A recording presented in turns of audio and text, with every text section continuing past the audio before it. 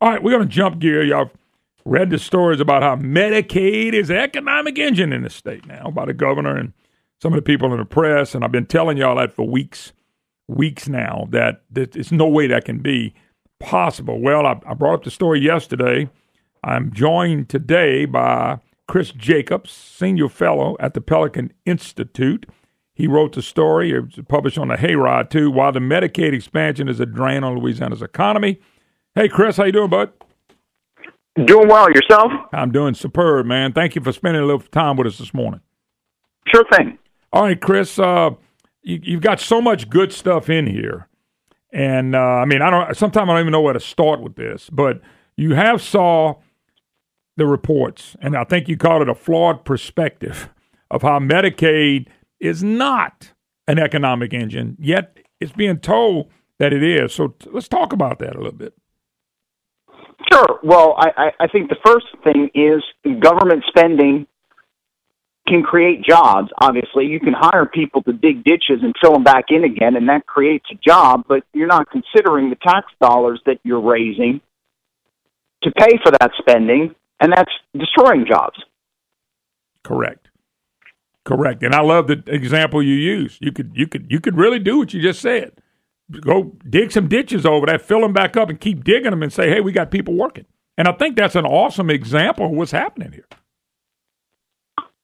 Absolutely. And the other thing is, look at Louisiana's economy. The rest of the nation is having employment shortages. You've got a jobs boom. Well, we put out a study with the Pelican Institute to look at our national rankings. 47th in job gains. We actually lost 200 jobs from February of 2017 through February of 2018. Well, if Medicaid expansion is creating so much jobs and economic growth, why is Louisiana losing jobs? Why did 27,000 Americans migrate away from Louisiana in 1 year alone? That's a small city that's moving away from Louisiana. No doubt about it. The other thing, too, is, and y'all put out as well, that personal income is really going down since 2016. Third largest decline nationally. Nobody's talking about that. No, you're exactly right. Louisiana is down on jobs, down on personal income growth, down on economic growth. But there is one thing that Louisiana is growing, the largest growth in the nation in welfare transfer receipts. That Louisiana is number one. Well, explain to people what that is. Well, welfare transfer receipts are basically welfare payments, whether that's food stamps, whether that's all sorts of government benefits. So that, like I said, that's food stamps, that's Medicaid, that is unemployment insurance, any kind of transfer payments from the government. Louisiana led the nation. Those rose 8.3% in 1 year. Wow. That's unbelievable. That is unbelievable. So if the economy, we're not producing jobs. Our GDP is a negative the last 2 years. Somebody told me 3 years, but I only got the 2-year report. Our income is not growing, and the answer is raise taxes. I don't understand how that works in the real world. It doesn't. It's the Joe Biden phrase, we need to spend more money to keep from going bankrupt. Yeah, but it's no way that can happen. No.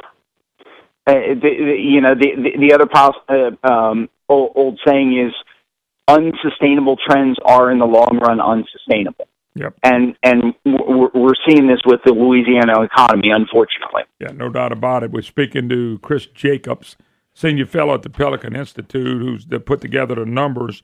I want to go back to Medicaid. Talk about the little survey they did, the Louisiana Department of Health pro-Medicaid report, and talk about why this is not doing what they say it's doing. Because there was a report that you called flawed, and it was flawed. It didn't even show everything. Talk a little bit about that so people can understand why this thing's flawed, because they put this out as facts. The governor tweeted the other day about how Medicaid has increased 19,000 jobs, added $300 and something billion to the economy. It was just one thing after another, and I was just falling out laughing. Yeah, this is fake news. The report is flat out false. They talk about all the people who have gone on Medicaid and all the, quote, new federal dollars that have come into the state because these people have gone on to Medicaid. Mm-hmm. What they haven't pointed out is that many of the individuals who have enrolled in the Medicaid expansion had prior subsidized coverage to begin with.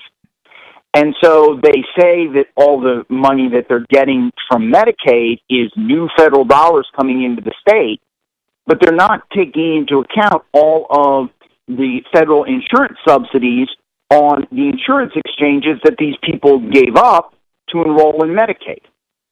Yeah. And so you're only counting the gains, you're not counting the losses. That's just false and that's inaccurate. And you would think the economists at LSU would have known to include both the gains and the losses when they talked about net new federal spending. They did not. No, but usually on these things where government's trying to prove that this is a good thing, they never give the rest of the story. Hell, that's how my program has been evolved. They don't give the rest of the story in the news media. We kind of fill in the gap, and that's what happens. They only give you partial stuff. Yeah, and this I was very surprised that this is a flat out false report. And I've seen other reports like this. I mean, I question the premise of the report that government spending creates jobs, but even under their own premise, their report is false. So you telling me 20% of the expansion were people that probably had insurance but decided the free route they qualified, subsidize a free route they qualified, so they jumped on that, and that's what happened. That's correct. In fact, that's one of the reasons why the legislature is considering basically a bailout to insurers, because all of the individuals left the exchange, and so the people that are on the exchanges now are very sick, and premiums are rising because of that, all because of the Medicaid expansion. Yeah, but I pay $2,000 a month. I almost had to pay $4,100 a month. And I got to believe our cost of regular insurance is growing by leaps and bounds to help pay for some of this. That's exactly right, and that's the point. One of the reasons why your premiums have gone up, if you buy coverage on the individual health insurance market, is because of the Medicaid expansion. Yeah. Because all of these individuals who were buying individual health insurance coverage either on the exchange or off of it, they suddenly went on to the free Medicaid because of the Medicaid expansion, and that's one of the reasons why your premiums are going up so badly. One of the things you talk about in your article is Medicaid creates a disincentive for work. Explain that. Yeah, it's really simple. If you make under 138% of the poverty level, you qualify for Medicaid, and your premiums get paid. You have it's basically free insurance. Mm-hmm. No premiums, no cost sharing, very minimal copays, if any copays. If you make $1 more, you end up having exchange coverage. You have to pay premiums. You have to pay deductibles. You have to pay co-payments, cost sharing, etc. So that literally that one extra dollar of income could cost you thousands of dollars a year in premiums. Mm-hmm. Well, you're not going to work. You're not going to take the extra shift at the plant. You're going to turn down a Christmas bonus. You're not going to work as many hours because that is a tax on you. Yeah. For one extra dollar of income costs you thousands of dollars. You're not going to do it. Well, my question is, if Medicaid expansion is great like the governor's touting, why don't we all get on Medicaid? If 470,000 people on Medicaid created 19,000 new jobs, well, what if we put 4.7 million people on Medicaid? Shouldn't our economy roar? Looking at what they're saying. Well, that's a good point. My point has always been, I've often asked, well, why don't the legislators put themselves on Medicaid? Absolutely. You know that Henry Waxman who's a liberal congressman from Beverly Hills, former congressman. Back in 2009, they had a massive expansion of Medicaid in the stimulus bill, the Obama stimulus in 2009, and they wanted to put millionaires on Medicaid. And Henry Waxman said it's a theoretical question because you're not going to have a millionaire who's going to want to enroll on Medicaid. Now, Moon, I just said that Medicaid is free. No premiums, no co-payments, no deductibles, no anything. If you couldn't give Medicaid coverage away free to a millionaire, why is it good for low-income residents? Yeah, great point. Chris Jacobs, senior fellow at Pelican Institute, how Medicaid is not economic development. It hurts us more than it helps us. And by the way, the left, especially the governor, they're out there touting this daily, and so is the press and misinformation. And I appreciate you being candid about the whole study was misinformation. But it was designed to do that, Chris. It was designed to fool people. Sure, it's not accurate. The idea that they did this at arm's length, the Department of Health commissioned LSU to get this study. I mean, the other point is, it's a false study. How many taxpayer dollars did they pay James Richardson at LSU to come out with a report that has false information in it? There's no doubt about it. It's government paying government to come out with false information. That's what I called it the first time it came out. Government paying government to defend government. Yep, that's a great point. And we've got a budget crisis, and because of spending like this. There's no doubt about it. We got a budget crisis, and we got an economy crisis. If the economy doesn't do well, you're going to have budget crisis. And that's what I don't understand. That's not the focus. It hadn't been the focus with the governor since he came in. It's only been about taxes. Now, a couple other quick things that you say in the article. And by the way, we're going to post this on my Facebook as well. You talk about asking Washington for more funding isn't a solution. And by the way, you're correct. Tell people why you feel that way. We've got $21 trillion of federal debt in Washington. That money comes from somewhere. And ultimately, it comes from future generations of Louisianians and Americans from all across the country. We cannot afford what we've got in terms of the debt, and we're putting ourselves in hock to China, basically, to pay for all this spending. Sooner or later, Washington's going to have to rein in that spending, whether because Congress finally gets some sense about itself, or more likely because our debtors in China and Japan and elsewhere overseas will stop paying the bill. Yeah, and then what happens is you're not going to be giving as much money to the states, and so you hook people on something like Medicaid. They're not going to want to let go of it. They're going to be livid and mad and protesting and upset because they're not getting their freebies. Exactly.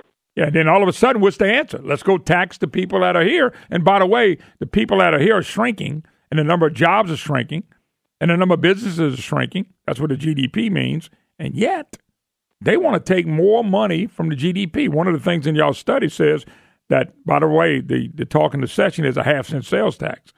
According to your Pelican Institute, that's going to kill the GDP by another $173 million and 2,800 jobs. It's exactly right. And think about this, Moon. Only four states last year had more people, Americans, moving out of their borders than Louisiana. California, Illinois, New York, New Jersey. Is that the kind of company that Louisiana wants to be in, where those four states, high taxes, high spending, big government, fiscal problems, and the people are moving out? That's the kind of company Louisiana is in right now. One of the things that I want you to go over real quick again, is you made the point earlier, but you can go into detail. If Medicaid expansion is so great, why are we down in the number of jobs? Why is our GDP down since we got into Medicaid? Why are companies leaving? Why is our migration reared its ugly head again? Explain that, because if it's such a great thing, where's the results? You can't explain it.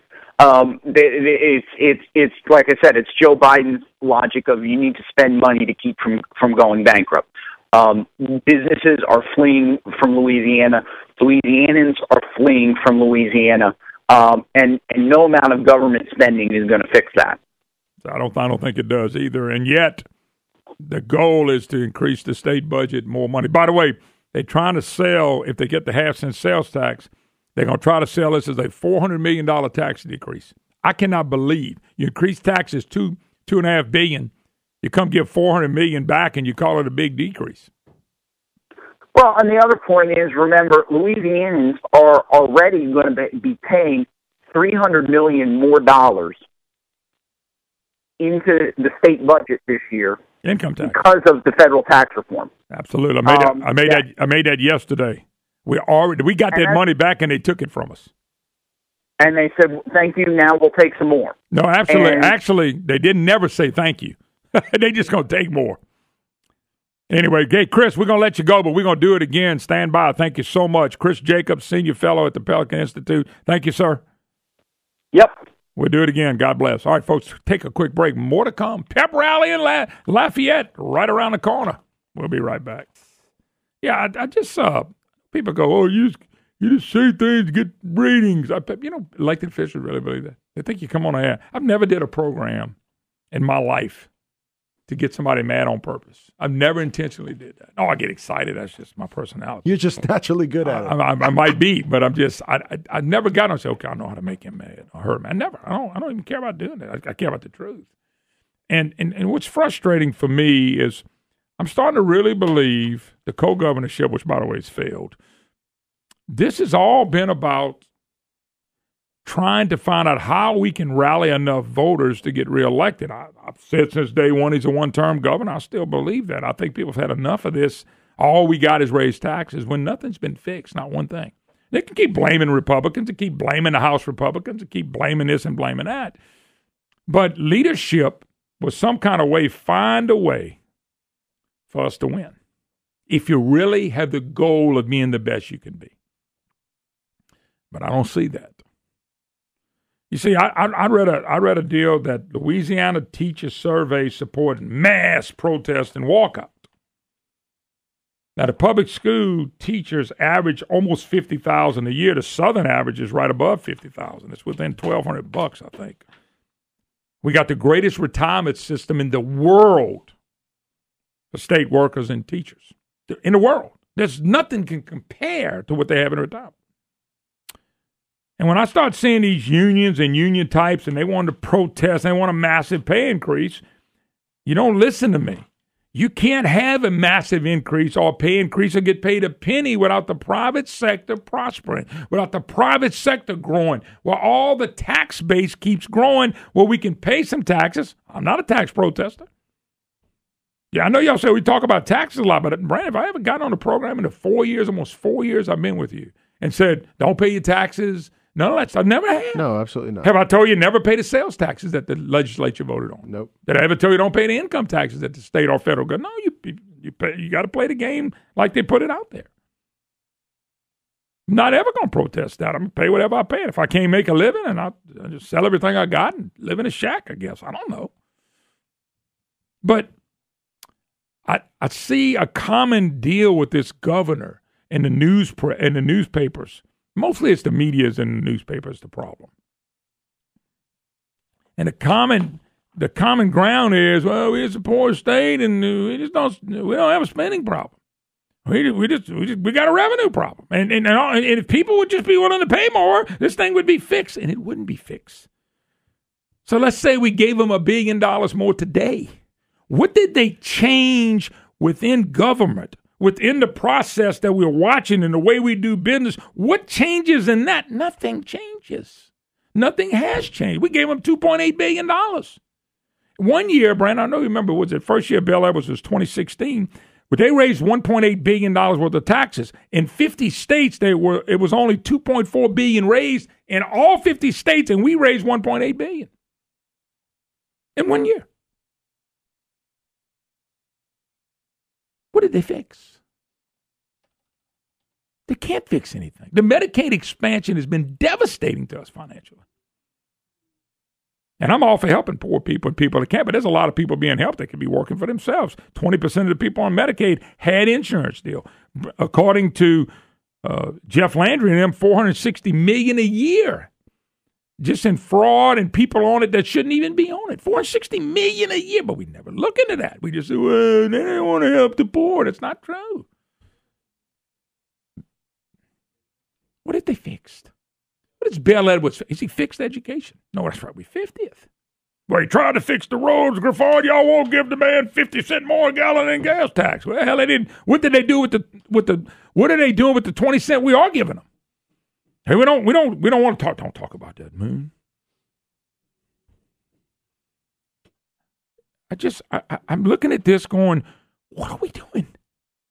Do you realize the GDP? Gross domestic product. You realize that's shrinking? That means your economy is shrinking. That means you're losing jobs.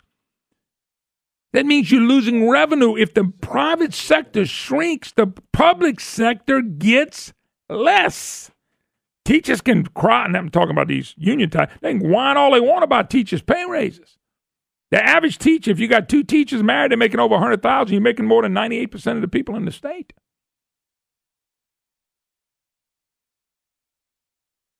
And that's what they want, money now. And the hospitals want money. And the nursing care wants money. And everybody wants money. And like we got a magical wand, boop, boop, boop. There it is. And getting money from the federal government and calling it economic development and growing the economy is insane. Let me ask this question. Answer this question, and you can tell if this is insane. If getting money from the federal government is economic development, what happened if the federal government cuts 20% of your revenue tomorrow? No, you don't know. You know why? You know what you would do? You're going to come back to the people of the state of Louisiana and say, I need some more of your income tax. I need some more of your sales taxes. I need some more fees. I need some more of this and that. And that's what we're doing. We're coming to the people and saying, I got to have more. I got to have more. I got to have more.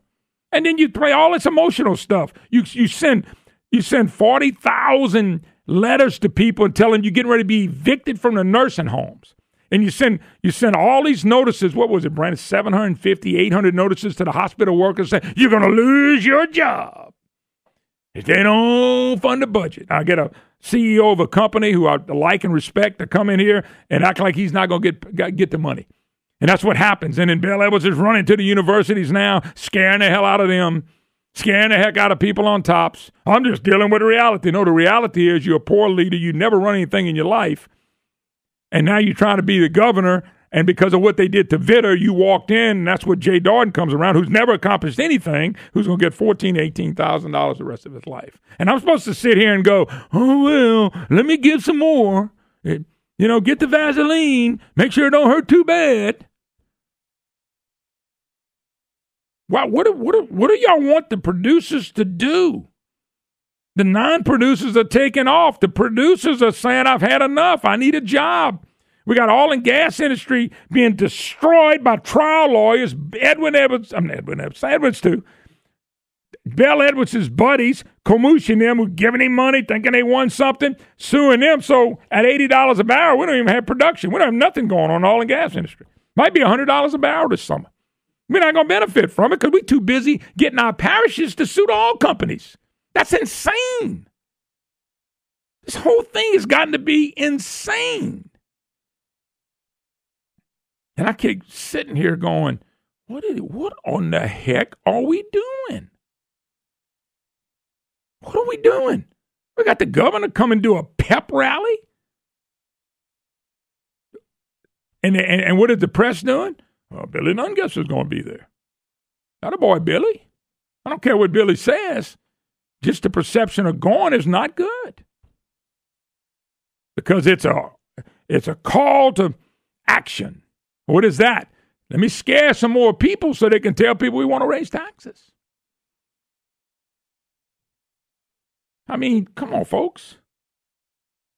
Come on. Look, then you even got Republicans. You even got a few Republicans who really are in name only. When I say name only, I mean name only. Rob Shadwell, even his wife they took it down off the Facebook. that we got to be a Republican to win. He's not a Republican. Dude's not even close to a Republican. He don't know what a Republican is. He's nowhere near conservative. Let me see something, Brandon. Here it is right here. Rob Shadwan. I ain't raising taxes. Can you introduce Rob Shadwan to a tax he doesn't absolutely love? He tweeted or Facebook this. As we go yet into another special session, however, beware the lies that will be like this. All this governor wants to do is raise taxes and spend more money. You see, there's a yeoman's effort in the Capitol, specifically in the House, making sure the other side governor loses. I wonder what it'd be like if our leadership in the House would invest the same effort to making sure our people win. They can. They have. It's called slowing the pace of government down so people can keep their money. Am I hearing this right? This is a Republican taking up for the Democrat? Republican Rob Shad taking up for the Democrat and slamming Republicans at the same time. Now, if people in Ruston, you can reelect this ignoramus if you want to.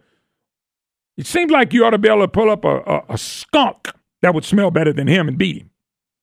Anyway, I'll read the rest of it when I get back. I hate raising taxes. Yeah, Rob, I hate going fishing. I hate it, Brandon. I hate going fishing. I go every chance I get. I hate fishing as much as Rob Shadwan hates taxes. How about that, folks? We got to take a break. We'll be back more. Your calls, I promise, when we get back. You're listening to the Moon Griffon. Hi, you all. Welcome back. Moon Griffon Show. Great to have you with us. 844-766-6607. Hickson has a hotline. Before we go back to the phone lines, I just want to finish with Rob Shadwan as he protects the governor. He totally protects the governor and continues to pound on the Republicans. And you know, I don't understand how any man with any sense would do that. But he has no sense. This guy is 100% leftist politics. This is where Republicans need to run people against him. He goes on to say, let me find out where I was. What we need is not to raise taxes, but to retain some of the revenue that the people's treasury is about to lose on June 30th. We're set to lose $1.4 billion. We need to retain $648 million. Don't be sucked into the old rhetoric that we have spending problem, not a revenue problem. See, he doesn't believe we have a spending problem. Oh, Shadwan thinks we have a revenue problem. You notice they use revenue all the time, not taxes, Brandon? Slick-talking, slick leftists that has a Republican by his name. Don't be. We have a spending problem, folks. Our economy produces so much revenue, and that's it. That's it. That's what we live under. Rob wants beyond that. Mr. I hate raising taxes. But if you swallow that, then credit and responsibly rest smack dab on the back of the majority party in the legislature for 10 years. He's a Republican, by the way. That would be the Republicans. By the way, the governor's proposal would have a $400 million tax cut. Folks, when somebody tells you that they're getting ready to cut taxes by raising taxes, they ought to be beat so bad at the polls, it ought to not be funny. Rob Shadwan, he just doesn't have a lick of sense that God gave a goose. That's a guy slamming all the Republicans for doing what's right because he don't want to do what's right. That's a sycophant. That's a leftist sycophant. Edward sycophant. Why don't he run as a Democrat? Why don't he show us how man? Why don't he man up? But he won't. Instead, he wants to take the House Republicans down for doing what's right.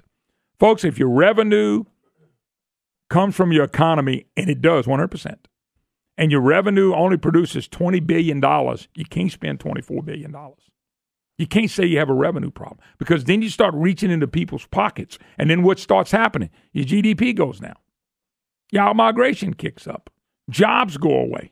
Then what are you going to live on then? They got states booming in this country. And Rob Shadwan wants to raise taxes, blame Republicans, and buy into this stupid thing we got a spending problem. You know why? The problem is we've never admitted we have a spending problem, so we don't deal with the problem. If you hurt your ankle and it swells up and you go to the doctor and tell him and the doctor works on your hand, do you really think that's going to fix your ankle? That's what Rob wants to do. We got a spending problem. Rob wants to keep taking money out of my pocket, out of your pocket, to fix a problem that you can't fix with money. By changing nothing in government. Where's Shadwan's big changes in government so we can make it happen? He has none. Why would people put up with such a leftist in Ruston, Louisiana, with a voting record from hell supporting this governor? I don't know. I can't figure out people like that. I just can't. But I tell you what, Shadwan's the problem. He's the problem. Julie Stokes, problem. I wonder if Shadwan's going to be at the pep rally. Brian, you need to check that out. Do you have to go to that today? Nope. Rob will be there today. Okay. I hope he sees Rob Shadwan. He ought to be here. Let's go to Ricky on the road. Ricky, how you doing? Moon, Yes, a couple of things. The first thing, if you're going eastbound or westbound on the Basin Bridge, you better slow down. They're pulling them over 4 and 5 at a time. That's the first thing up. Number two, they just want to slow them down. You know the state troopers don't want to get out their vehicles, write tickets in heat like this. But I have to correct you on one thing. Correct me. I think Ding-a-ling Edwards is leading us somewhere. He's leading us to hell. I mean, plain and simple. He is leading the state of Louisiana straight to hell. He's holding the handbasket.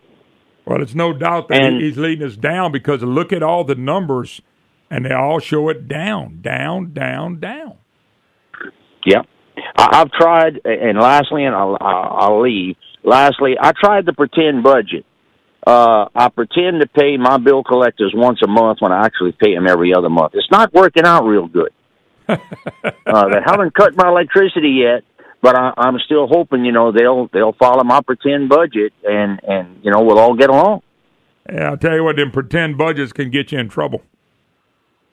Tell me about it. And let me tell you something else, too. Pretending you can go get all the revenue you want from the people that are the producers and everything still go well, you being food, that's foolish, too. Very foolish. Anyway, I got to go. Thanks for the call. Robert and Bogie up next. The Moon Griffon Show, 844-766-6607. Hickson has it hotline. By the way, a big sale at Stein coming up this weekend. Tax-free weekend. Saturday, Sunday, and Monday. I'll talk about it when I get back. You're listening to the Moon Griffon Show. Griffon Show, great to have you with us. 844-766-6607. Hickson has it hotline. All right, folks. Big sale this weekend at Stein. Memorial Day tax-free weekend. That's all you need to know, but I'm going to tell you some more. Pay no sales taxes Saturday, Sunday, Monday, this coming weekend. Okay, you can go to the website, steinhome.com, steinhome.com. There's a brochure, because at Stein, not only are they having a tax-free weekend, they got a lot of stuff on sale. So it's kind of a double sale on the items you buy. And they are loaded up with product and services. You've been wanting that zero-turn lawnmower. They got right now on selective mowers 30% off plus no sales taxes. If you've been wanting to redo the floor in your home, paint, you want to redo your flower beds, now is the time. Furniture, patio furniture, barbecue pits, they got it all at Stein. And they running sales on all this stuff, not to mention no sales tax. Did I mention that? No sales tax this weekend. Outdoor fans, ceiling fans, paint, some flooring like you've never seen before. They've got it all. Power equipment, power tools. So if you really wanted to spend money, maybe you're looking for a brand new door and even a new commode, Brandon. Toilets on as low as $99, plus no sales tax. Refrigerator sale, you bet. And they got instant savings on refrigerators up to $750, up to $900. Washing machine, dryers. Big ticket item weekend at Stein. And I'm going to tell you what, David and Dennis and his brothers, they know what they're doing. They're ready to service you, and it's coming this weekend. Pressure walkers. I mean, I can go on with it. I won't. But I'm telling you, better brands, lower prices guaranteed. Tax-free weekend. Pay no sales tax Saturday, Sunday, and Monday this weekend. Why not take advantage of it? Let's go to Robert in Bossier City. How you doing, Robert? I'm doing great, man. Back in March, I had to go to Baton Rouge, and I think it was Alexandria. I was driving down I-20, and there was a Stein's there. I'd never been there before, but I stopped in. pretty cool place. I enjoyed it. Well, a great Louisiana company. If Steins had a problem with their bottom line, one of the first things that they would look at, or any business would look at, is their labor costs, reducing the headcount. I know I've been in business before, and they've had to do that. So, well, we've got to reduce the headcount so many people. I wonder if our state has looked at that, because that's probably, I haven't looked at the income statements, but that's probably a huge expense. So, do you know if they've looked at labor costs? Well, the numbers, they play with numbers dealing with state employees. Said it used to be over 100,000, now 66,000. But what we don't look at is, remember when we took the hospitals and we made them a partnership? Those people are still, in a way, being paid by us all the money we put in there. So, in a way, you still, if the hospitals would have closed, they're not going to close. But then we would pick all that back up. So, listen, those numbers are played with daily. The bottom line is, if you were a company, the first thing you would do is look where you could cut. Sometimes it's employees. Right. Maybe it's a division of something that you're doing that you don't need to be doing anymore. Right. But in state government, there is no. I just read Rob Shadwell, one of you Republicans. He's right. He's for every tax, votes for every single tax. Not one of mine. Well, no, but why can't we put up? Any Republican should beat this guy. Anybody would take his voting records, they would absolutely toast him. Right. Well, and two things real quick and go to that. One, you've already talked about it already, but leech, the government is the leech on the host. That's private industry. The leech government has gotten too big and is killing the host, as we know from our GDP. That's got to stop. It's got to stop or we'll never recover. It's, that's just how that is. But you can't. Bottom line. Go ahead. I'm sorry. No, I was just saying, if you're not growing your economy, if your GDP is not expanding like it is in all these other states, and people are moving out, and businesses are contracting, you can't start talking about revenue. There's no revenue. That means our economy can't produce what you want to spend. Robert, that is the problem. It is a spending problem versus a revenue problem, because the problem is there's not enough money coming in to do all the spending that they want to do. That's a fact. That's what's happening. And government is in the process of killing the engine of Louisiana, and that's private business. But, we have got to, and I know this is next year, but we have got to get our electorate to pay more attention to who they're voting for, because, we can, I think I've said this to you before, we can jump up and down and scream how they're doing it, but we're the people that are electing them. The folks in Ruston elected that guy. I know. The guys in John Alario's district elected him. It's never, ever going to get better until we get down to the basic bottom thing, and that's people paying attention and electing good folks. Well, there's no doubt about it. But it's another little bitty part of that, and you're going to agree with me. When you elect somebody, now you got to watch what they do, because what they said to get elected, like example, this guy's wife posted, well, we're not a Republican, but we got to do this to win. That should send up warning signals all over the place. And now the guy defends the governor while he pounds the House Republicans, who have been the only responsible people in Baton Rouge for a while. Right. And an employee review for our elected officials, as you just said, is their voting record. If a lot of us work for folks, you got to get reviewed by your boss, okay, and they get a little thing. The voting record is that review for us, and we as voters have to pay better attention and send better people. Well, let me give you another. Let me give you one other example. Go ahead. ATF of Louisiana put out the first member of the Taker Dozen is Representative Republican Mark Abraham. Abraham has voted for higher sales taxes, higher income taxes, increased hunting and fishing license fees, tax hikes on businesses, earning him the spot in the Taker's Dozen. So somebody is going to be putting the voting record out there. They're going to be showing how bad. Where's that Taker's Dozen at? Where's that Taker's Dozen at again? ATF Louisiana. Okay. I'm sorry, AFP Louisiana. My eyes are not too good. I got this. Well, I have that problem too, but we got to pay attention to that. Yeah, but that's a voting record right there. Rob Shadwell says I hate raising taxes. He votes for every tax that comes along. Then he pounds the Republican. Julie Stokes, she is running for Secretary of State as a Republican. Liberal Republican. And the bottom line is, if there's not a big Democrat in it, you know who's going to support her? The Democrat Party. The Democrat Party. That doesn't surprise me. No, I'm telling you, they want Stokes big time. Well, that's one of the biggest problems that we're dealing with in the Republican Party is trying to draw a line between conservatives and those Republicans that aren't, and hopefully we'll be able to do that. But we have to have voters pay attention, and you've given them good ways. And you do it every day, so we appreciate what you do. All right, Rob, appreciate it. God bless. All right, here's Cameron Henry. You ready to go, Brandon? I'm sorry I don't want to jump the gun on you. Cameron Henry, this is a video. It's just a couple minutes long. He has come out with a piece, is less than enthralled with John Bel Edwards' antics. And I guess he's going to focus a little bit on a pep rally at Lafayette today. Here we go. I hope. Jefferson Parish. Just want to give everybody a little update of what's going on in the last legislative session, what we anticipate coming up in the next legislative session.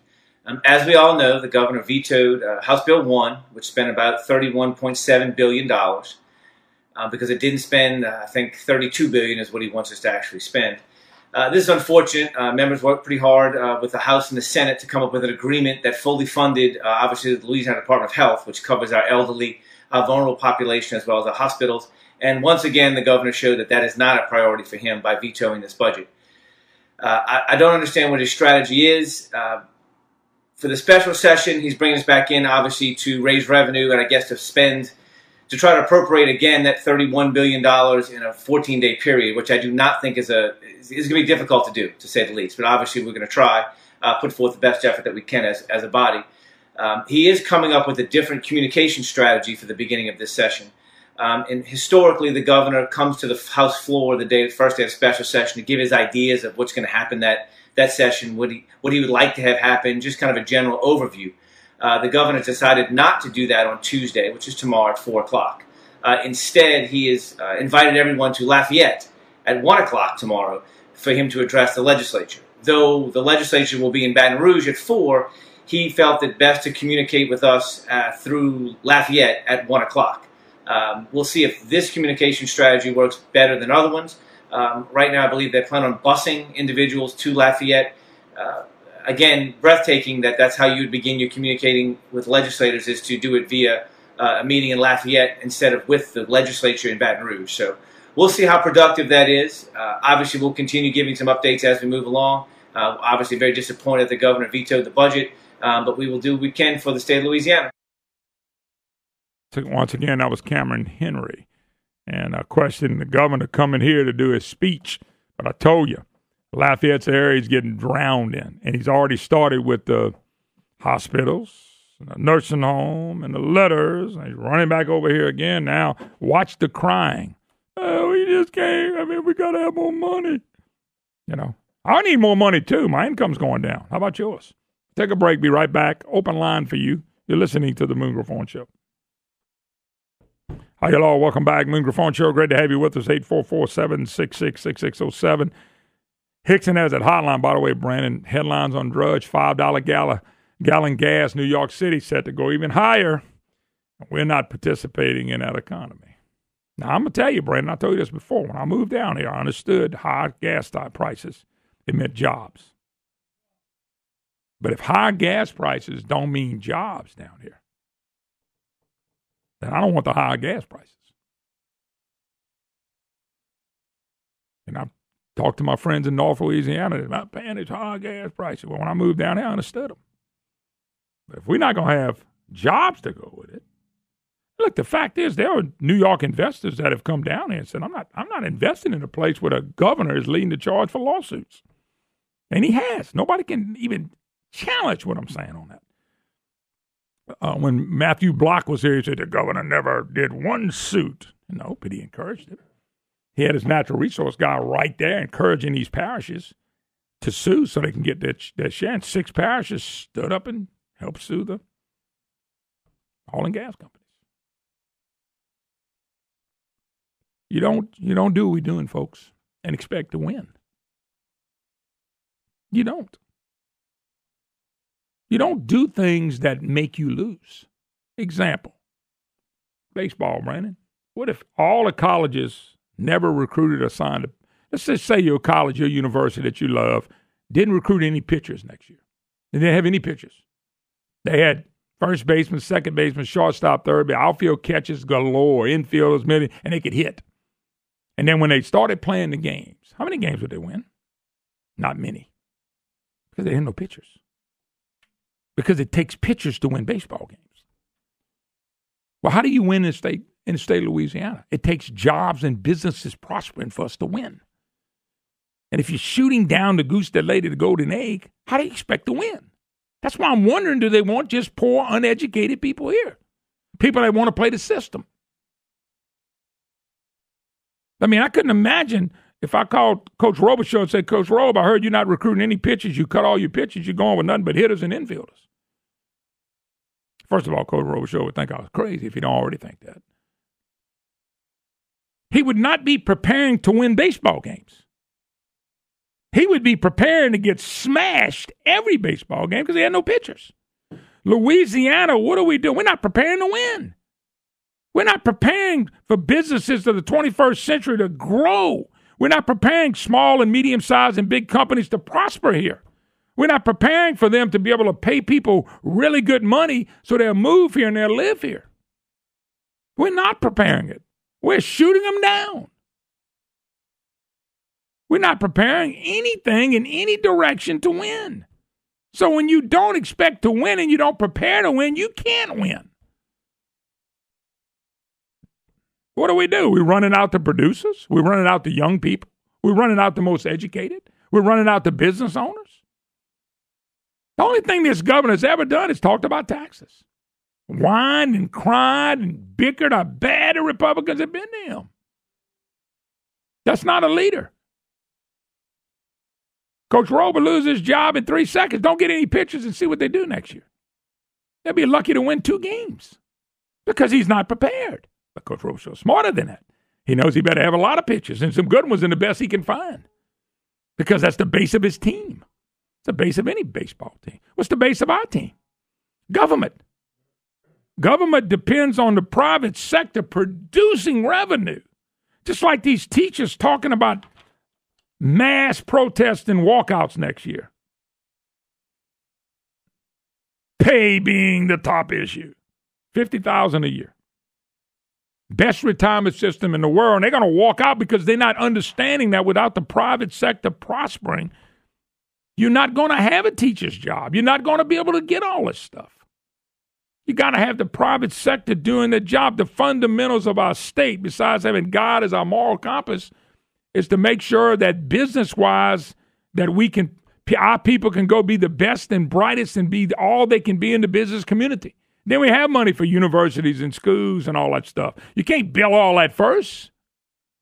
Tell you what, somebody thinks they got a lot of money, let them go start a community and start off with the courthouse and the schools and the roads and put all that stuff in there you think you need.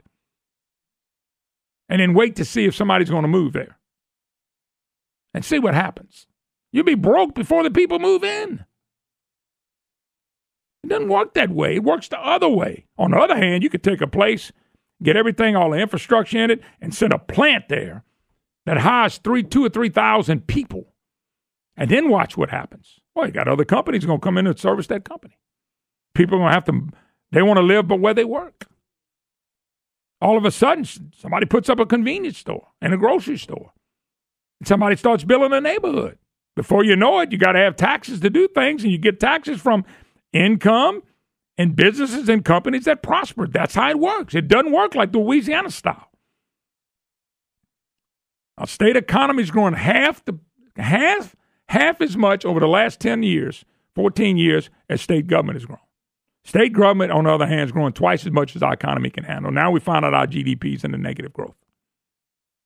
What is the answer? Higher sales taxes, higher income taxes. We get an income tax break from Donald Trump. $300 million. Not only does the governor take it to the legislature, nobody says thank you. They just took it. They took it and smiled about it. Now they want more. And then some idiot came up with, if we only do a half-cent sales tax, we're actually cutting $400 million off the budget. After you raise the budget by $2.5 billion, then you cut $400 million out. Our budget's up $5.4 billion. The increase is over $1.3 billion from last year. And they're telling you we're cutting. Jay Darden told that guy the other day that called the program and said, well, we already cut $625 million out the budget. The budget grew by $5.5 billion, so you cut $600 million out. That means the budget would have been $6 billion increase. Yeah, I take that all day. Brandon gives me $100 and I give him 20 every day, Brandon. If you want to do that, I'll bring $20 every day. You bring $100. I'll do that every day, Brandon, and I won't complain about it. I bet you would take that. Brandon, you would too, wouldn't you? I would too. If I walked in every day and laid 100 right there and you gave me 20 and I gave you 100, wouldn't you do that every day? Yeah. Absolutely you would. And that's what Bell Edwards and them are doing. But the Jim Beam, Hilburn, the Times-Picayune, the Advocate, they don't write this stuff. They write the angle they want to give. He cut. This is going to be. Rob Shadwan said that. Mr. Brainiac. Rob Shadwan, we're saving the state $400 million. That's ignorant. After he raised $2.8 billion. And the Medicaid. I mean, God have mercy. I tell you what I do. If somebody sees Rob Shadwan, do me a favor. He sounds like a real intelligent guy. You tell him if he gives me $100, I'll give him $40 back. And every day when he goes to work, tell everybody, I got $40 from Moon today. I got $40 from Moon today. And he'll be telling the truth. On the flip side, I'll get $100 a day from him. I'm not going to tell anybody. I'm not going to tell anybody because I don't want him to think how stupid he really is. On the other hand, maybe I should tell everybody. How dumb can you be? How disingenuous can you be? Well, at 1 o'clock at the University of Louisiana at Lafayette, you want to see disingenuous? You want to see outright clowns? Just watch the people that speak in that thing, including the governor, and anybody else that speaks of that. You know, what a bunch of hogwash. All right, hump day already tomorrow. Thank the Lord. See you then.